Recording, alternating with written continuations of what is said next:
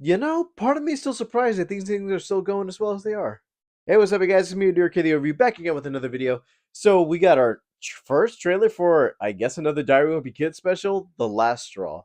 Based off the third book, actually, in this franchise, because I feel like, okay, we had the live action movies that did the first one, the second one, but for the third one, they combined Dog Days with the Last Straw story. So I'm like, I'm seeing elements from both books in this one. So I'm like, okay, I guess it makes sense to call it Dog Days since it does take place in the summer. For the animated ones, we had two pale in comparison versions of the first movie and Project Rules.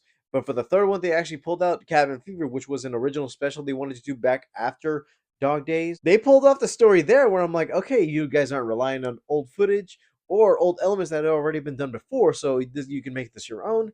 And I kind of like the touching Christmas story they had with Cabin Fever. Their latest one, which also takes place in the winter, weirdly, where I'm like, okay, it's the last straw, but I guess it's after Cabin Fever, so, well, okay, that kind of works out if they actually want to pull this off. And I want to mention how in the fact that, yeah, I had my couple thoughts when 20th Century Fox had Darwin Wimpy Kid, and I'm like, okay, you guys did this animated.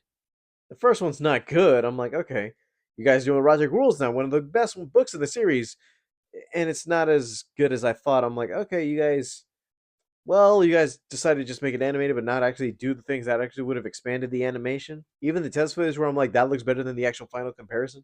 But with Cabin Fever, I'm like, okay, you guys have hope in actually doing something you haven't done before, so hopefully that works out here. Well, in that case, let's get to the trailer.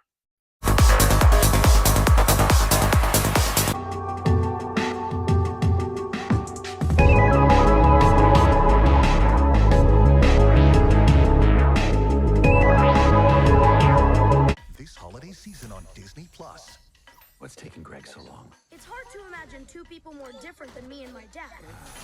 He thinks I'm a screw up. Please hurry. My plan is to stay out of my dad's way as much as possible. Hmm. Because the combination of the two of us, disaster. I'll be right back.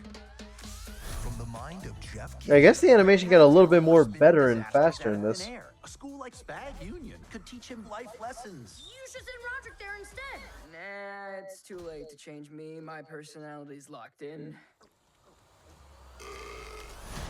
Once my dad gets excited, I'll about never something, get used to that he's new like a dog voice. with a bone. I could tell I needed to do things his way for a while. You're camping this weekend. We're gonna be attached at the hip. This ought to be good. prepared to go. Come on now, keep up. Where no wimpy kid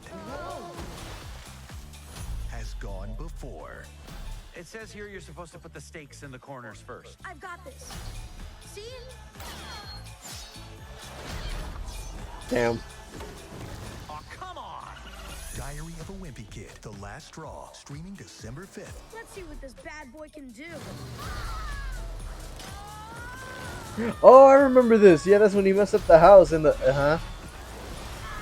Hey, brought you boys some hot cocoa? Oh, no! Only on Disney Plus. So far, for what I could say, at least this one has a little bit more the father Frank and Greg duo I'm thinking about, because I feel like, yeah, we've seen it before in Dog Days where they actually try to incorporate both stories, and you kind of do see that they're doing the campy storyline at Spag Union, and the fact that it's like, oh, we might send you there for military school if you don't get your act right, Greg. We've seen that before, but also we didn't get to see like the father son bond. Like the only time we did get to see them bond, and also that's not even in The Last Stand, but it's in the Dog Days book, was when they were arguing about the little cutie comic, which I'm like, yeah, that's still funny. And the funny fact is, I'm like, those actors make it work. In this, I wonder what things or elements they could pull off in the book, because I don't know if they're going to do the whole hotel scene where he's just trying to get back to his room. That last ending shot where Greg and Riley are trying to lawnmower or at least do the snowplow business, and the fact that they actually use the lawnmower to actually destroy the yard, and you see the ashes and covers of snow, where I'm like, okay, I've seen that in the book. See, stuff like that where it's like, yeah, we haven't seen them done before, but it's elements we're seeing them for the first time here, so I'm like, yeah, it's still good to see those.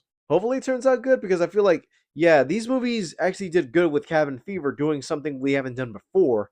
We're seeing the elements of stuff we've seen before, but hopefully they can include some of the other things since they only have to focus just on one book. To me, I feel like if they focus on one single story and the elements around that singular story, That's when they are at their best, instead of just trying to fill in a couple pages and mix in a couple genres of the books into one. So like that, it's like, yeah, we can combine it into one story and just call it this. That was the way it was back in the early 2010s, but now we feel like we need comic accuracy, or in this case, literary accuracy, to actually make things work. Alright guys, thank you guys for watching. Don't forget to leave a like and subscribe. All my social media is down in the description below, and I'll see you guys next time. Bye guys.